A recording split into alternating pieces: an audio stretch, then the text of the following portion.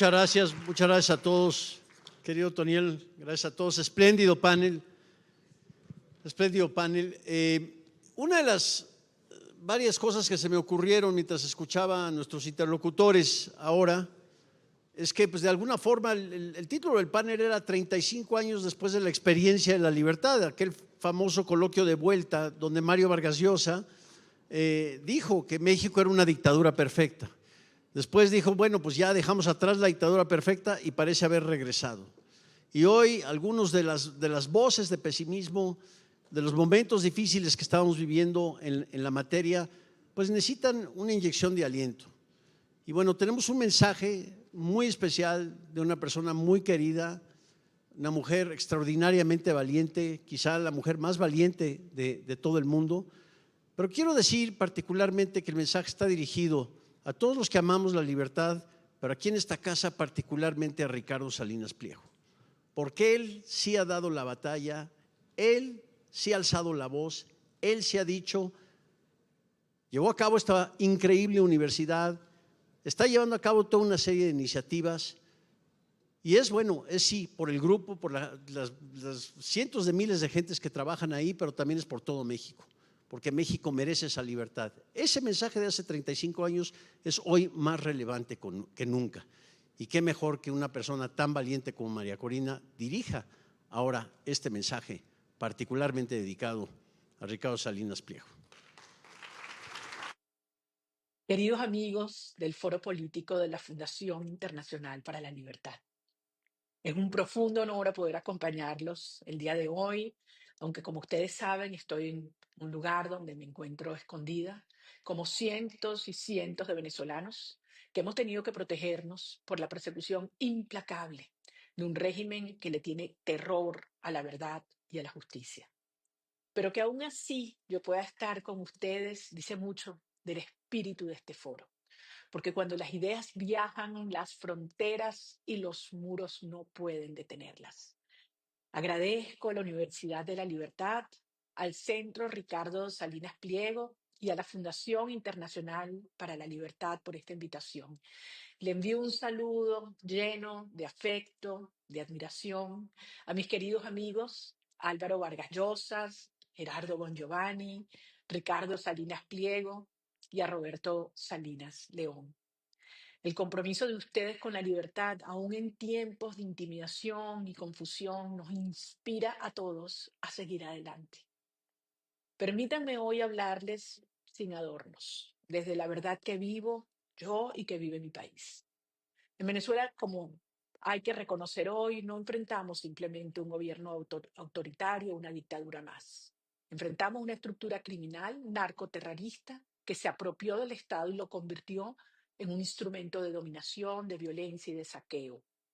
Un sistema que se sostiene en el narcotráfico, en la corrupción, en alianzas con mafias y organizaciones terroristas internacionales, en la censura y en la destrucción deliberada de las instituciones. Quien quiere entender lo que de verdad ocurre en Venezuela no puede mirar solamente los números, las estadísticas. Tiene que ver a los ojos de una madre venezolana que busca en la basura para poder darle algo de comer a su hijo. Tiene que ver el llanto de los familiares que no tienen la menor idea dónde están sus seres queridos desaparecidos por la dictadura, en que están en alguna mazmorra secreta o siendo torturados. Escuchar el silencio de los que fueron asesinados por protestar pacíficamente y que los líderes civiles y periodistas tienen que esconderse o exiliarse para poder seguir hablando. Y sin embargo, lo más poderoso está aquí. Lo más incomprensible para estos tiranos es que el pueblo de Venezuela jamás se rindió. A pesar del miedo, del hambre, la conciencia moral de nuestra nación se levantó. Lo hizo con una fuerza que no nace del poder, sino de la dignidad. Los venezolanos entendimos que no basta con resistir, hay que organizarse, hay que movilizarse, decir la verdad y construir un rumbo ético hasta la libertad. Por eso hoy estamos en el umbral de esa libertad en Venezuela, conquistada por ciudadanos que se negaron a aceptar la humillación como destino. Una oportunidad que se ha basado en la legitimidad del liderazgo cívico Y en un mundo que finalmente ha reconocido que en Venezuela no hay un conflicto político convencional, sino un entramado criminal con consecuencias continentales. Nuestra experiencia no es solo venezolana, es una advertencia para toda Iberoamérica y más allá, porque lo que nos ha ocurrido puede ocurrir en cualquier democracia donde se normalice la arbitrariedad, donde se tolere la corrupción o donde se dejen seducir por el populismo. La libertad se va perdiendo lentamente hasta que un día ya no está. Pero también nosotros somos un recuerdo esperanzador, un testimonio de que incluso después de haber sido devastado, un país se levanta, que incluso cuando implacablemente tratan de callar nuestras voces, la voz de una nación continúa y que incluso frente al crimen organizado en el poder, la justicia encuentra su camino. Hoy Venezuela está más cerca que nunca de demostrar algo esencial para toda la región, que cuando una nación pierde el miedo, ningún régimen criminal puede detenerla. Gracias, gracias por acompañarnos en esta causa que no solo pertenece a Venezuela, sino a todos quienes creemos que la libertad es tanto un derecho natural del ser humano como un deber moral. Cuando un pueblo se levanta con la verdad, cuando la dignidad vence al silencio, la libertad siempre vuelve y volverá a Venezuela muy, muy pronto. Y aquí, en esta tierra de gracia, yo los recibiré a ustedes con los brazos abiertos. Muchísimas gracias.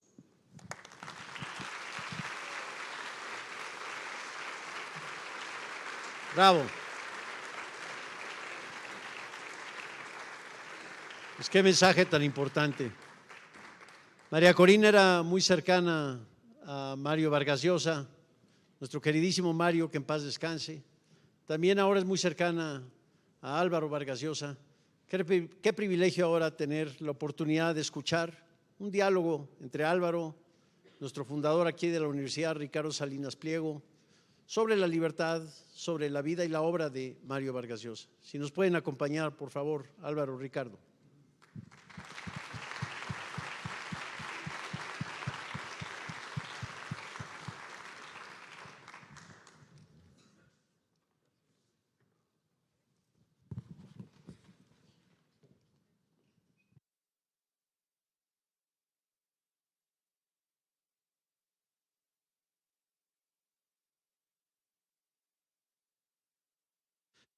Buenas tardes a todos. Muchas gracias, Roberto, por esa presentación. Y Ana Corina, transmite a tu madre cuánto nos ha conmovido ese mensaje tan hermoso, tan persuasivo y tan de ella. Y estoy seguro de que muy pronto estaremos junto a ella celebrando la victoria de la libertad en tu país. Tengo el inmenso honor de compartir el escenario hoy con una persona que se ha convertido en un símbolo de la libertad. Yo diría que en su país, pero también más allá de las fronteras de su país. Ricardo ya era una persona muy importante para la causa de la libertad porque era uno de los pocos empresarios en esta región del mundo, y yo diría en el mundo en general, que sin ninguna necesidad de ello había dedicado una parte importante de su tiempo, de su esfuerzo y de sus recursos a promover la causa de la libertad en su país y en otros países. Pero además, las circunstancias han querido en los últimos tiempos que su rol adquiera otra dimensión, una dimensión simbólica. Se ha convertido literalmente en un símbolo para mucha gente de resistencia a el avance del autoritarismo. De manera que yo creo que este diálogo es particularmente apropiado hoy en México y en América Latina, porque Ricardo simboliza en esta región esa causa que nos es cara a todos los aquí reunidos y también a quienes nos están viendo más allá de los confines de esta hermosa universidad. De manera que quisiera, Ricardo, que podamos hoy transmitir algo de lo que tú representas, algo de los valores en los que tú crees a muchísima gente que necesita recibir ese mensaje. Vamos a hablar de muchas cosas, tenemos 45 minutos, pero yo quisiera empezar con algo muy, muy personal. Eres un ave rara. No es normal que un empresario de tus dimensiones asuma estos valores, que crea en ellos y que además le dedique esfuerzos y tiempo y recursos a su promoción. ¿Cómo naciste a la conciencia liberal? ¿Por qué eres un liberal? Válgame Dios, ya vamos a hablar de historia antigua, pero curiosamente, justo ayer o antier estaba viendo unas notas antiguas donde se referían a un personaje llamado Luis Montes de Oca, que fue una influencia muy fuerte sobre mi abuelo Hugo Salinas Rocha. Y ese personaje, Luis Montes de Oca, se vio fuertemente influido por las ideas de Hayek y de Mises, y al grado que los trajo a ambos a México. Entonces, en la educación del abuelo y por ende la de mi padre, pues ese pensamiento liberal siempre fue el dominante. Y pues sí, yo creo que por eso, ¿no? Pero pues la verdad que mi vocación es la empresa y la acción. Sin embargo, como empresario, pues si el entorno no es bueno, ninguna empresa le va a ir bien, ¿eh? Entonces creo que es muy importante que los que tenemos alguna posibilidad de mejorar el entorno lo hagamos. Y por eso todas estas iniciativas que tenemos en Grupo Salinas y que tanto le arden a los antiliberales, a los dictadores, a los autoritarios, ¿no? Has dicho algo muy importante, que es que el entorno nos afecta. Claro. El entorno nos afecta, o para bien o para mal. Claro. Y sin embargo, es paradójico que tantos empresarios en este país y en todas partes del mundo rehuyan la responsabilidad con la defensa de la libertad. Nosotros en la Fundación Internacional para la Libertad, una de las cosas que hemos hecho desde el comienzo es tratar de convocar empresarios y de reunirlos con intelectuales, con líderes políticos, para un poco eliminar esa sensación de ¿cómo decirlo?, compartimentos estancos, de muros entre unos y otros que hacían muy difícil combinar esfuerzos, ¿no? Pero en realidad es muy difícil lograr persuadir a los empresarios del rol, la responsabilidad cívica que tienen para con la causa de la libertad. Y tú eres una excepción. ¿Por qué es así? A ver, yo creo que con el tema de los empresarios hay dos cosas, ¿no? Una es que simplemente no tienen la conciencia de lo que está bien y lo que está mal y están ocupados en sobrevivir, en sacar adelante su negocio en el día a día. Muchos empresarios estamos así, ya más sobreviviendo, y ya dices, no, o sea, ¿qué me... Entonces, porque estás en ese modo de sobrevivencia, también te sientes incapaz de ser un factor sobre los hechos. Entonces ahí doblas las manos. Esa es una parte del por qué no se involucran. Pero la otra parte, que es muy importante, es cuando ya no estás en el modo de sobrevivencia y ya estás establecido y te va bien, no quieres sacar la cabeza porque te la cortan, ¿ves? Como nos está pasando a nosotros, por andar defendiendo las ideas de la libertad, ahora somos el blanco de ataque del gobierno, claro, disfrazado con un ataque fiscal, ¿verdad? Con una disputa fiscal, es la excusa. Digo, así metieron al Al Capone a la cárcel, ¿no? Entonces, el empresario que saca la cabeza y se la cortan. Entonces, yo creo que una buena propuesta para los empresarios es decirles, habemos otros intelectuales, pensadores, activistas, que sí estamos dispuestos a sacar la cabeza, pero tú, compañero, tienes que aportar dinero para la causa. Y eso sí están dispuestos a hacerlo muchos empresarios. Lo que pasa es que también en la política, pues ustedes todos lo saben, todo el mundo llega a pedirte y luego a la hora del delivery pues no hay nada, ¿verdad? Así es. Has mencionado el caso de ustedes, que es paradigmático en la región.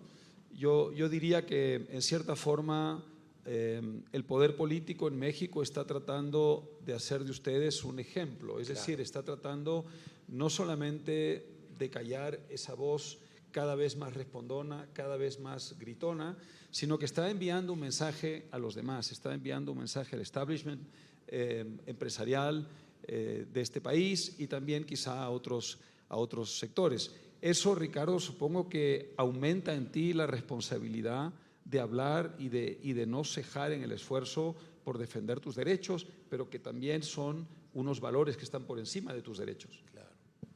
Me refiero a los personales, ¿no? Sí, por supuesto. Mira, yo tengo una frase que uso mucho.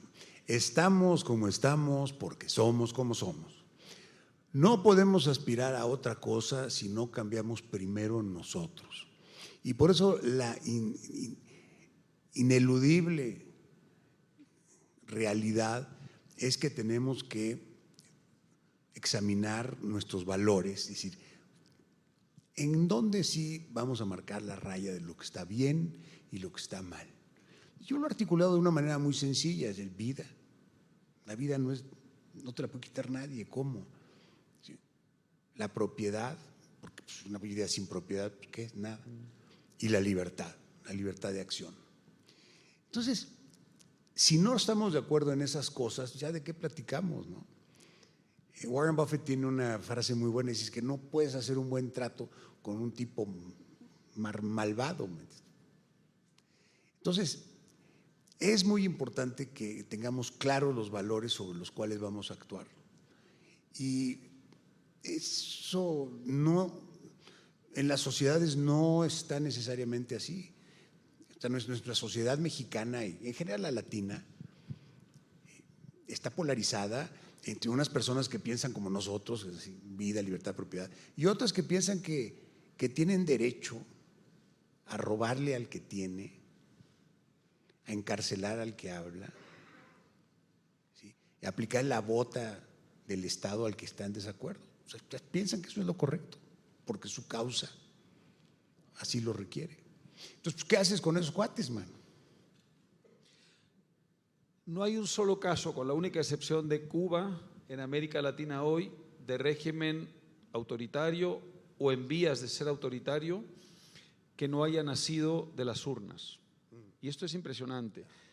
Hablaba en la mesa anterior, no sé si fue Pedro o Gerardo, de, por ejemplo, lo que pasaba en los años 70, cuando había una proliferación de regímenes militares, regímenes autoritarios en la región.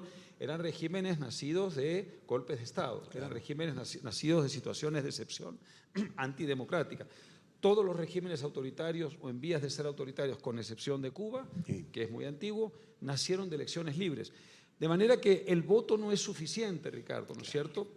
Lo que está pasando hoy en México nació del voto también. ¿Qué más hace falta? Me recuerda mucho de el convivio ese de letras del encuentro Vuelta, ¿no? Donde vino tu padre y acuñó la frase, México es la dictadura perfecta. ¿Qué fue? Con elecciones. Hace 30 y tantos años, ¿no? Sí. Y recientemente hicimos aquí la libertad de vuelta. Ahora Enrique Krause es el que lleva esa bandera. Krause, que ha sido ampliamente señalado en las mañaneras, junto con Mario, ya sabes, lo peor que ha dado la literatura, según el gran líder. Me recuerda mucho esa frase de la dictadura perfecta porque, claro, había división de poderes, una república federal, los estados libres y soberanos de la república, cada uno con su constitución, con su poder legislativo, ejecutivo, federal, con los municipios, con elecciones. O sea, nominalmente todo funciona y los votos están. Pero es que no nos olvidemos que el sistema de contar votos es simplemente un procedimiento que evita derramamiento de sangre, pero que no garantiza nada. Nada garantiza. El voto no es la clave. La clave es la conciencia de la gente que va a ir a salir a votar y que espera algo de sus gobernantes. Pero además tenemos que retomar, ahora sí que back to basics, ¿Qué es lo que queremos? ¿Queremos una república constitucional? ¿O queremos un mayoriteo donde 3 lobos se comen una oveja, ¿no? Mayoría de votos, ¿no? Perfectamente, y mayoría calificada, ¿no? Los fundadores de los Estados Unidos no hablaban de democracia, hablaban de Obvio. república, hablaban de unas instituciones Obvio, republicanas. no nos En el olvidemos cómo federalista acabaron no se todas menciona la palabra. las democracias, acaban así inexorablemente. La mayoría de votos no te lleva a nada. Es más, yo como empresario pues, lo he visto en muchas empresas. Tú puedes tener una mayoría de votos y arruinar con los derechos minoritarios, ¿no? Eso te da. ¿Tienes derecho tú a acabar con los minoritarios? No. Entonces, ¿dónde está el derecho minoritario en una democracia? Estos cabrones cambian la Constitución como se cambian de calzones. No, como lo que pasó este año. Primero se agenciaron el 75% de los votos en el Congreso con solo 53 de los votos efectivos.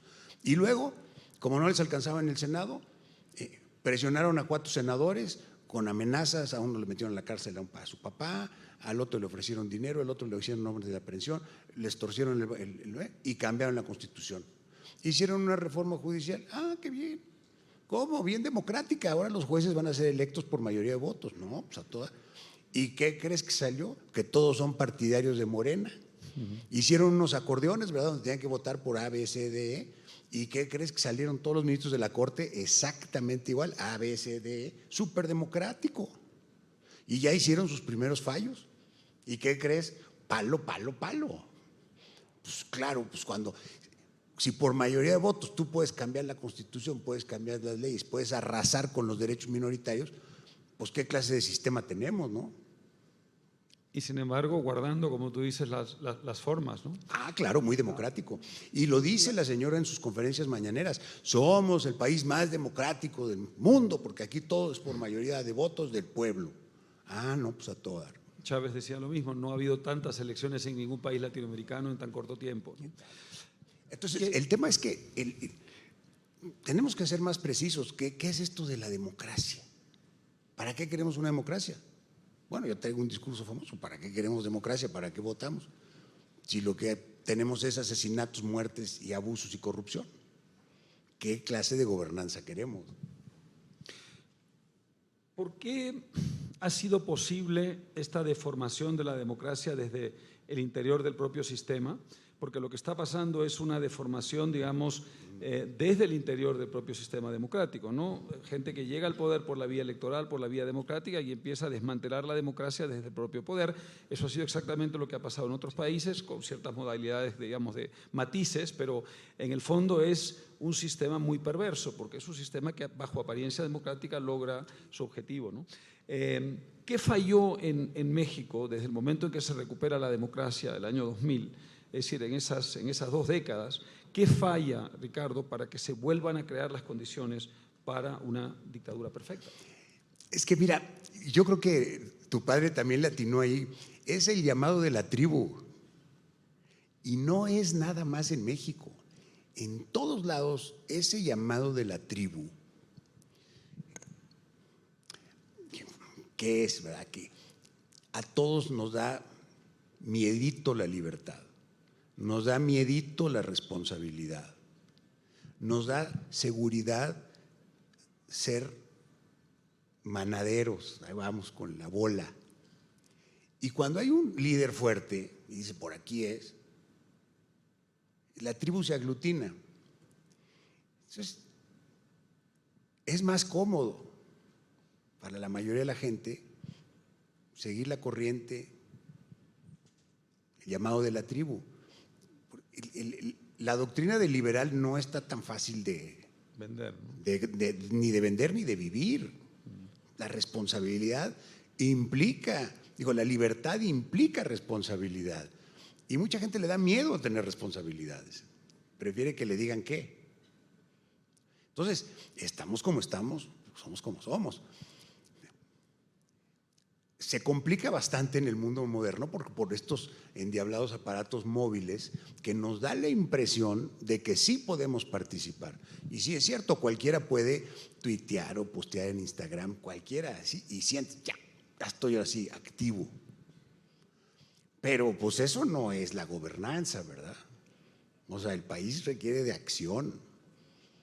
Y cuando te aplican la bota, pues te tienes que defender con violencia si es necesario. Es muy diferente eso de andar tuiteando. Ve lo que pasó ahorita en la marcha, ¿no? El día 15 de noviembre, la chica esta que golpearon. Salía muy optimista ahí con su celular y póngale, pusieron una madriza épica. Pues qué mal, lo bueno es que lo documentó. Pero ahí es donde te enfrentas ya con la violencia del Estado. Entonces, ¿qué Estado queremos? Si nos enseñan en todas las escuelas, en las universidades, desde chiquitos, en los medios, en las películas, que lo que se requiere es un Estado fuerte y decisivo y que le dé seguridad a todo mundo, pues eso es lo que va a pasar. México es un país que ha tenido grandes figuras liberales en el último siglo, pero muy pocos momentos liberales, muy pocos instantes liberales. En el siglo XIX también, que Benito Juárez es una figura que citamos los liberales, pero fue un instante liberal. A comienzos del siglo XX, Francisco Madero fue un instante liberal. Hubo a partir del año 2000, digamos, momentos relativamente… Claro, cuando liberales. llegó Fox fue una gran experiencia, o sea, una gran esperanza, ¿no? Nos dijeron el bono de la democracia va a cambiar todo. ¿Pero qué pasó? Nos dimos cuenta que efectivamente el acto de votar y el acto de cambiar de gobierno, pues nada más ahora sí que es un protocolo. ¿Por qué sigue después? Ahí fue donde se empantanó mi amigo Vicente, man. Porque no hubo delivery. No, lo que dijeron ahorita es que el Estado es una gran estafa, porque toma mucho y da nada. Pero eso nos han enseñado a pensar, que el Estado nos va a resolver los problemas. No, hombre, qué esperanza. ¿Tú dirías que han llegado tan lejos que están en una situación irreversible? Es decir, el vaso está medio vacío, o, como se decía en la mesa anterior, o todavía es reversible y depende de lo que hagan ustedes para impedir que esto avance hacia la conclusión a la que quieren avanzar. No, mira, eso de decir que algo es irreversible o que no tiene remedio es completamente antagónico a mi forma de pensar, ¿no? Yo soy empresario y el empresario tiene que ser optimista desde el día uno. Si no, a lo mejor sería profesor o académico. Optimismo, claro. Habría que pensar qué piensan algunos de los que están aquí de esa frase. Optimismo, claro que se cambian las cosas y se cambian más rápido de lo que parece, porque ese tema, cuando a ti en tu cabeza por fin te cae la idea, se te conecta el chip de que así son las cosas, entonces todo a tu alrededor empieza a cambiar. Y por eso insisto tanto en que la batalla cultural es realmente la esencia del tema, ¿no? La batalla por las ideas. Las ideas tienen un poder tremendo. Y luego necesitamos solamente una circunstancia. Y la circunstancia puede ser cualquier cosa. Acuérdate la imagen esa de Tiananmen Square en 89 en China. ¿Te acuerdas el mono enfrente del tanque? El tipo parado frente al tanque. ¿Qué circunstancia, verdad? ¿Cómo eso, una imagen de esas puede cambiar el transcurso de tantas cosas, ¿no? O el tema de la niña esta Malala que le pegaron allá en Afganistán. Pero primero tienes que tener las ideas y después buscar la circunstancia. Yo por eso no creo que el camino es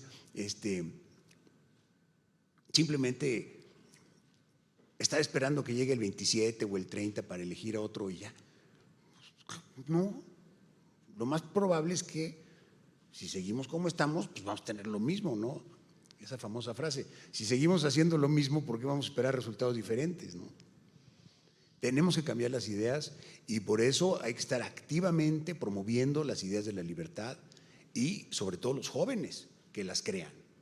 La abstención de los jóvenes en los votos, ¿qué tal? Pues es altísima. ¿Por qué? Porque se sienten impotentes, sienten que no cuentan, pero sí podrían contar. Si se hacen la idea de que sí tienen ideas importantes, buenas y sí cuentan, pues sí participan. O sea que el vaso está bastante lleno. Nada sería más fácil para ti, Ricardo, que agarrar un teléfono y llamar a la presidenta o a su jefe y decirle vamos a hacer las paces. Estoy seguro que estarían dispuestos a hacerlo porque sería para ellos una victoria importante. Y tú te ahorrarías muchísimos problemas y dolores de cabeza. ¿Por qué no lo haces? Pues no creo que me tomen la llamada.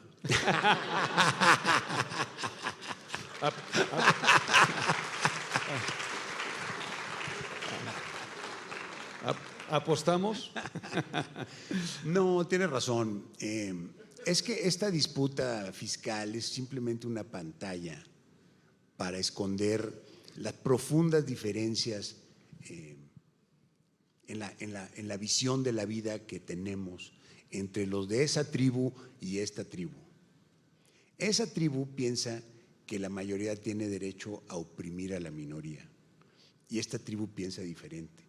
Piensa que somos hombres y mujeres libres, que trabajamos, que nos esforzamos por salir adelante, que queremos crear una familia, que queremos tener descendencia y queremos ser algo que valga la pena en el mundo, chambeando con esfuerzo. Y ellos son parásitos que están acostumbrados a vivir del esfuerzo de un cuerpo ajeno, aún a costa de matar al huésped, al anfitrión, perdón. Es lo que hacen los parásitos, ¿no? Entonces, es una visión completamente distinta de la vida. ¿De qué vamos a hablar? No se puede hablar de nada. Ahora, si me derrota y me refunde, pues podrá haber ganado. Pero va a estar medio difícil porque no soy dejado, ¿eh? No soy dejado.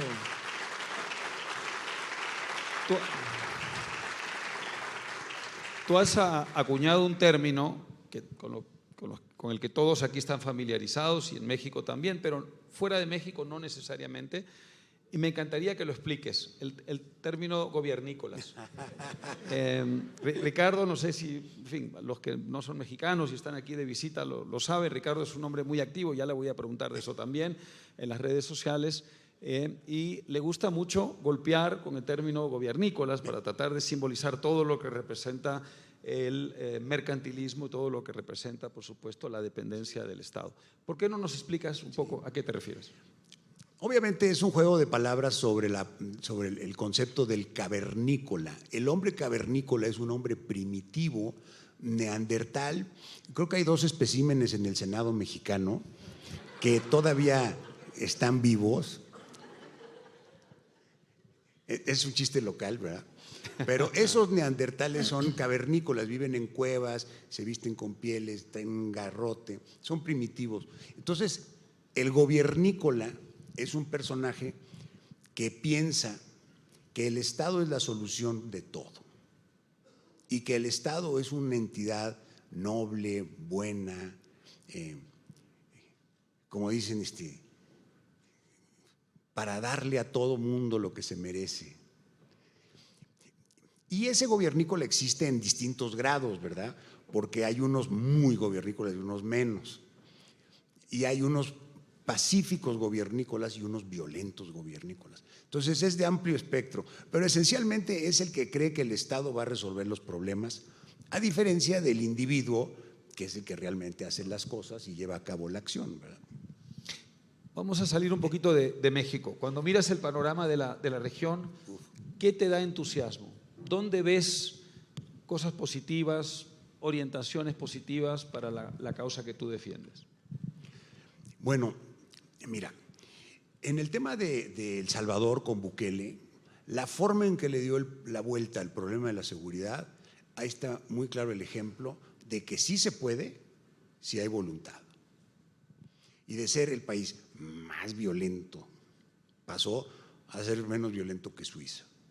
Y la aprobación del señor Bukele está por los cielos. Entonces, ahí está un ejemplo en ese tema.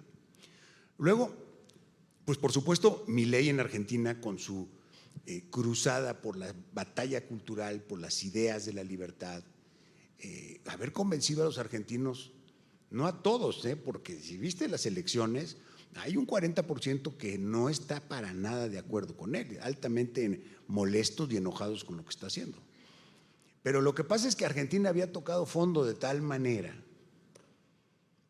que es como el alcohólico que se amanece borracho un sábado y dice, pues ¿a dónde voy? Pues Alcohólicos Anónimos, ¿no? Ahí estaba Milei. Entonces, sí hay una esperanza, pero Bolivia y Ecuador también, pero fíjate cómo estos países tienen que tocar fondo con un colapso económico y social brutal, muchas veces con entornos de violencia como Ecuador, para empezar a convencer al electorado que hay que cambiar, ¿no?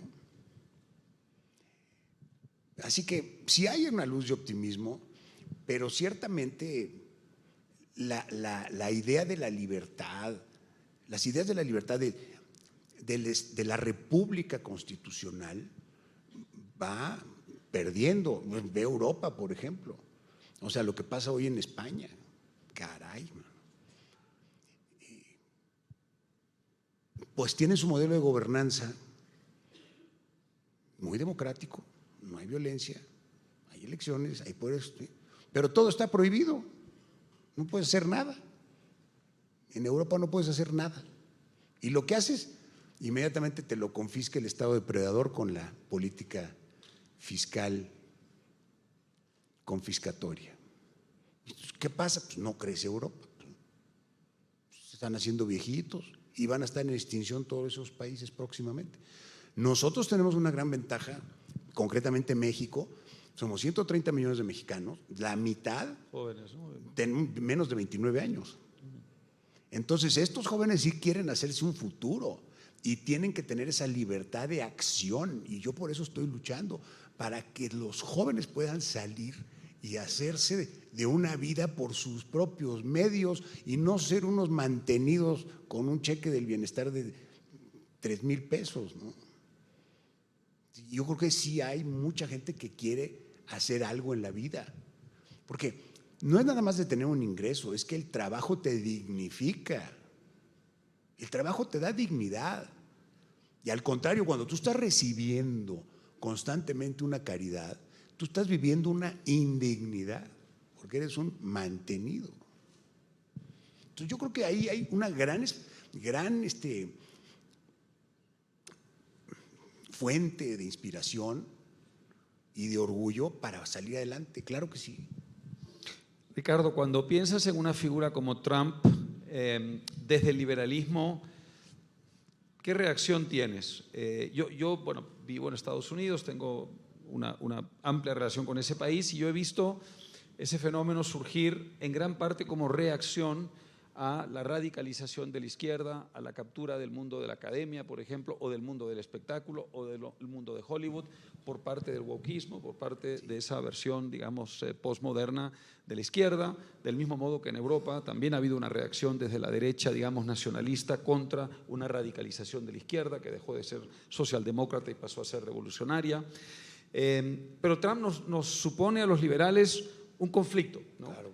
Cuando Trump habla de Venezuela o actúa en Venezuela, es un hombre que acierta. Claro. Cuando se mete con el tema del comercio, es un hombre que desacierta. Sí, claro.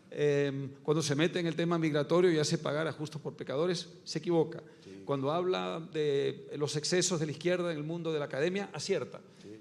¿Qué hacer frente a Trump? ¿Qué pensar de Trump? ¿Es de los nuestros o no es de los nuestros? Yo creo que ahí conviene mind your own business, ¿no? Tomar lo bueno que tiene, tratar de sobrellevar lo malo que tiene. Imagínate cómo sería si estuviera la señora Kamala sentada ahí, ¿eh? Hay que ver. O sea, se nos olvidan las barbaridades que hizo la otra administración. Sí, lo que pasa es que el señor Trump pues es una persona muy particular, pero pues es lo que hay. Y para nosotros como México, pues no hay más que adaptarnos a lo que hay. Si me dices, ¿es un libertario? Pues no es un libertario. Pero, pues podía estar peor. un gran periodista del New York Times, Alan Rydin, amigo mío por cierto, publicó un libro titulado Vecinos Distantes para hablar de la relación entre México y los Estados Unidos, un libro que tuvo mucho impacto en su momento, seguramente lo recuerdas. La relación entre México y Estados Unidos ha sido una relación muy particular de amor-odio. Hoy están, bueno, es el primer socio comercial México de los Estados Unidos. ¿Quién diablos hubiera pensado semejante cosa hace algunos años? Y sin embargo es el primer socio comercial de los Estados Unidos, un país íntimamente implicado. ¿Eso es bueno o es malo para México? No, claro que es bueno. O sea, para México el TLC que se inició en 94 fue un parteaguas importantísimo y que cambió el rumbo de México para bien en muchas cosas. Ese es algo que Carlos Salinas de Gortari con mucha visión previó y organizó después de la caída del muro de Berlín, ¿verdad? Y del colapso de la Unión Soviética. Entonces, la alineación de México con la economía norteamericana pues es un acierto. Aparte es inevitable, pues tenemos una frontera gigante. ¿Sí? Lo que pasa es que pues, vecinos distantes, pues siempre, ¿con quién te peleas? Pues con el vecino. ¿Con quién te peleas? Pues con el hermano, pues, que está ahí junto, ¿no? Pues claro que tiene que haber problemas y va a haber roces entre vecinos. Esperemos que las voces más sensatas predominen de ambos lados, ¿verdad? Y si bien es cierto lo que dicen los americanos, que les preocupa mucho la acción de las mafias y los carteles en México, pues también es cierto que ellos no han cooperado para nada con los carteles que operan allá, ¿verdad? Entonces, digo, políticamente vende muy bien decir que los carteles mexicanos están envenenando a los jóvenes, pero pues si la distribución allá no la hace el Espíritu Santo, ¿verdad? ¿Cómo? Pues si se tienen que mover estas mercancías, ¿no? Se tiene que mover la merca, se tiene que cobrar la merca y se tiene que reciclar el dinero y el sistema financiero de allá. ¿Alguien hace eso? ¿Qué pasó? Entonces es muy fácil de finger point, ¿no? La verdad es que no tiene solución el problema de la droga. Mientras la gente se quiera seguir drogando y haya demanda, va a suceder. Lo que pasa es que en México estamos llenos de muertos. En España hay droga, no hay muertos. En Francia hay droga y no hay muertos. En Nueva York, pucha, hay droga para dar y regalar y no hay muertos. Aquí tenemos 80 muertos, homicidios al día. Eso es lo que está fuera de control, ¿no? Entonces, hay que ser realistas y las personas sensatas tienen que llevar una relación de vecinos conducente. No nos olvidemos que hay 30 millones de paisanos de origen mexicano en Estados Unidos. Y no nos olvidemos que mandan 5,000 millones de dólares al mes a México. Nosotros pagamos la mitad de eso. ¿Y por qué lo hacen? Pues porque tienen familia acá, los paisanos tienen familia acá. Eso ayuda a la economía mexicana muchísimo. Ahora, ¿esos paisanos los van a expulsar de allá? ¿Cómo van a operar? Porque pues, todos los restaurantes son meseros mexicanos, chefs mexicanos, los jardines, los constructores. Claro. O sea, hay mucha hipocresía en el manejo de la relación y te digo, tienen que salir avante las voces sensatas. Mi último libro, que es un libro en inglés, se llama Global Crossings, es un libro comparando la inmigración actual con todas las oleadas migratorias desde el inicio de la República de los Estados Unidos, y la conclusión es que no hay ninguna diferencia esencial, que el comportamiento ha sido el mismo, ¿no? Y sin embargo, hay una tendencia a mirar las oleadas migratorias anteriores con buenos ojos y las actuales con malos ojos. Pero lo que pasa también es que anteriormente tú inmigrabas a Estados Unidos, pero no llegabas al welfare, llegabas a trabajar, ¿no es cierto? Y podías venir con nada, pero ibas a trabajar y estabas dispuesto a luchar por salir adelante, por tener un trabajo digno que te dignifica, que te honra y con eso crea una riqueza. Bienvenida a la inmigración así, pero cuando vienen a cobrar el seguro social y a cobrar la pensión y a que les den seguro médico y les den casa, no, pues espérenme tantito. No es esa inmigración ya no se puede, pues ¿cómo? Por eso el fracaso de lo que está pasando ahorita en Inglaterra, dicen, pues ya no podemos. Y tienen razón los güeros cuando dicen, oye, pues ¿Cómo vamos a recibir a toda esta gente y ponerla en el welfare, en el welfare warfare state, ¿no? Pues no. Se me quedó pendiente una pregunta sobre tu comentario anterior. México tiene droga y tiene muertos y otros países no. ¿Despenalizar las drogas ayudaría a resolver ese problema? Mira, si pusiéramos todo el dinero que se ha puesto en la lucha contra las drogas en educación y en prevención, nos iría mucho mejor. Lo que pasa es que ya se volvió una industria esto de la guerra contra las drogas. Los policías les fascina estar armados con SWATs y camiones y armas, y los de la DEA y los del Border Patrol, y todos viven de perseguir a los narcos, ¿no? Y hay mucho dinero en eso. En lugar de tratar de componer a los pobres drogadictos, ¿no? La droga no tiene ningún futuro, ¿no? El quien se droga es un imbécil. Bueno, sí. Pero de ahí a que sea criminal, pues tampoco, o sea, vamos a ser consistentemente libertarios. Volvemos al tema de libertad y responsabilidad. Usted es libre de meterse cualquier porquería en su cuerpo. De suicidarse, digamos. Claro, también. Por ejemplo, no hay tanto rechazo a la eutanasia, ¿verdad?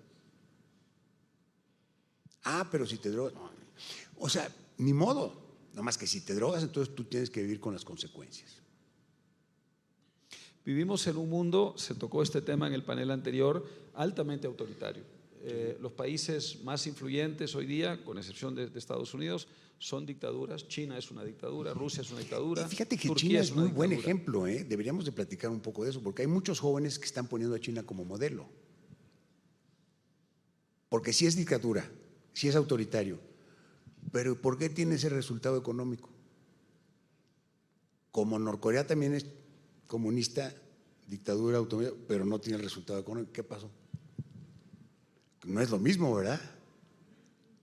¿Cuál es la diferencia con China? Taiwán y Corea del Sur también lo eran en su momento, también fueron muy exitosos económicamente. Sí.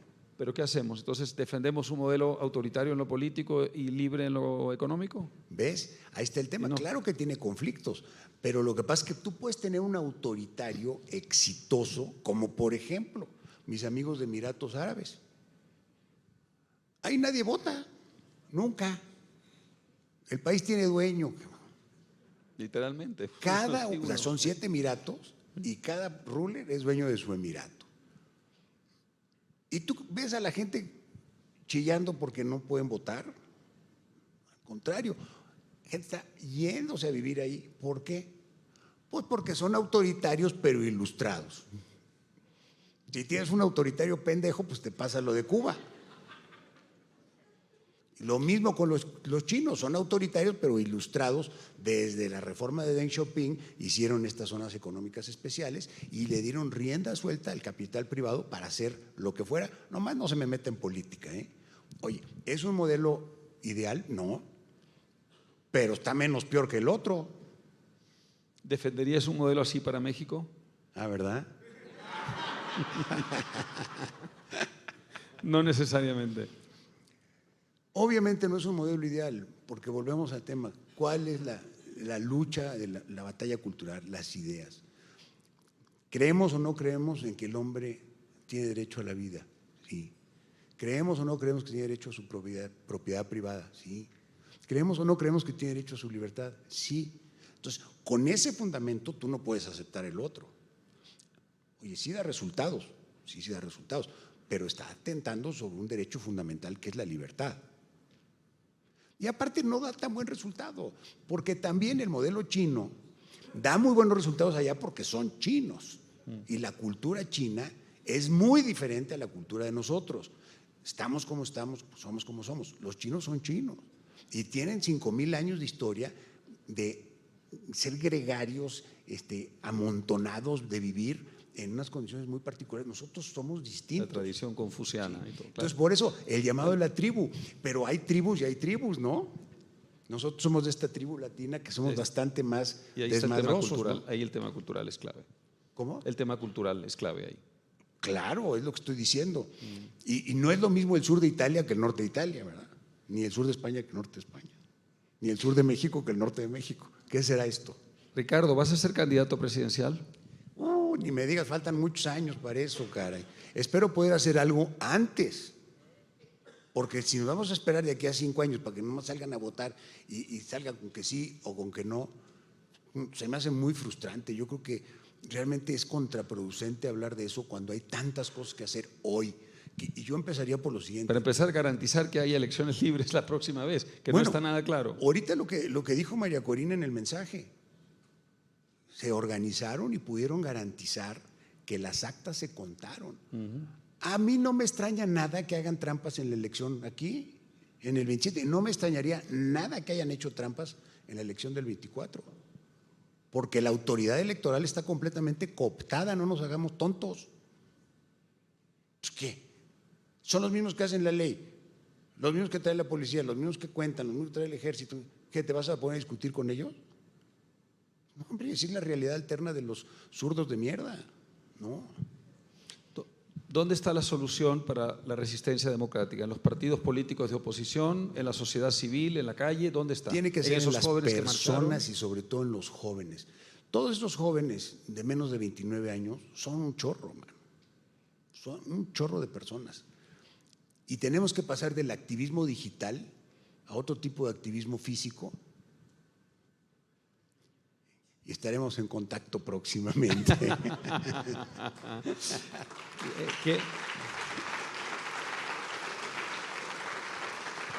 Pero sí, no esperarnos, no estar aquí esperando, híjole, pues sí voy a esperar a que Ricardo se lance para el 30.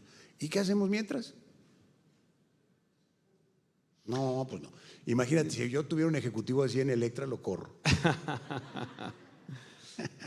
Ricardo, tienes muchos jóvenes aquí que pertenecen a esta universidad. ¿Cuál es el mensaje principal que quiere transmitir esta universidad a la sociedad mexicana y a estos jóvenes? Estamos del lado correcto. Los principios que enarbolamos son los principios correctos. Hay que estar orgullosos de ser liberales y hay que ser desdeñosos y no tener respeto por la gente que aboga por la contra. Nosotros representamos ideales puros, buenos, como son la vida, la propiedad y la libertad, la innovación, la competencia y la lucha por la prosperidad. Queremos que la gente se ayude a sí misma a salir adelante, que los chicos que trabajan reciban el 100% del producto de su esfuerzo y no el 50%. Que el esfuerzo de las personas beneficia a ellos y a sus familias y no a unos parásitos que se dicen representantes del pueblo. Yo creo que es un proyecto fresco, diferente, que ningún partido político ha articulado así. Entonces yo creo que si lo manejamos como batalla cultural de las ideas y entonces tenemos más y más adeptos a estas ideas, es más fácil que los partidos actuales se sumen, como está pasando y actual, ¿no? Dicen que aquí en México que no hay liderazgos. Bueno, pues ahí en los partidos no, pero afuera sí.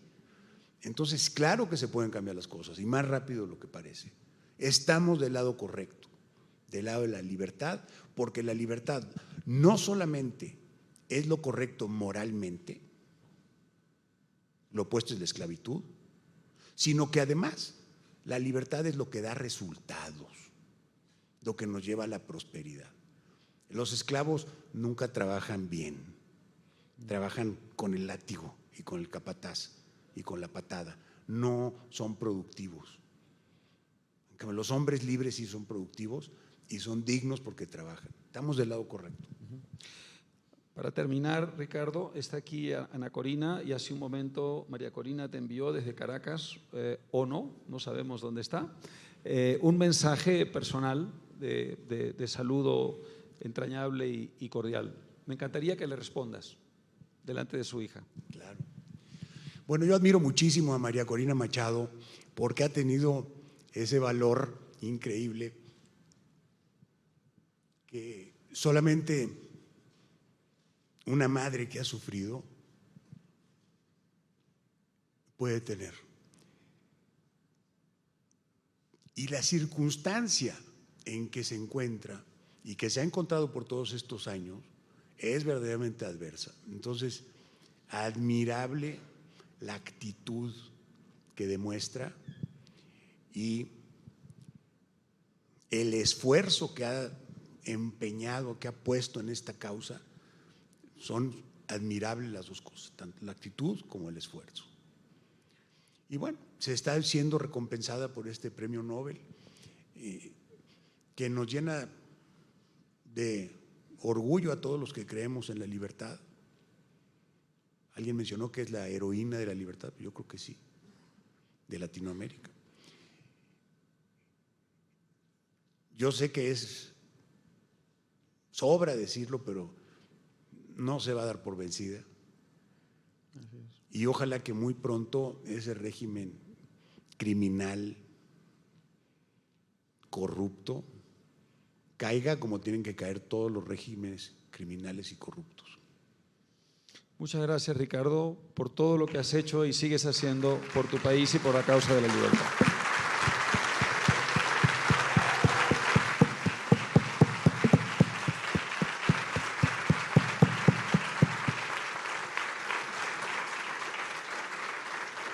Gracias, Álvaro. Muchas gracias, Ricardo. Maravilloso intercambio.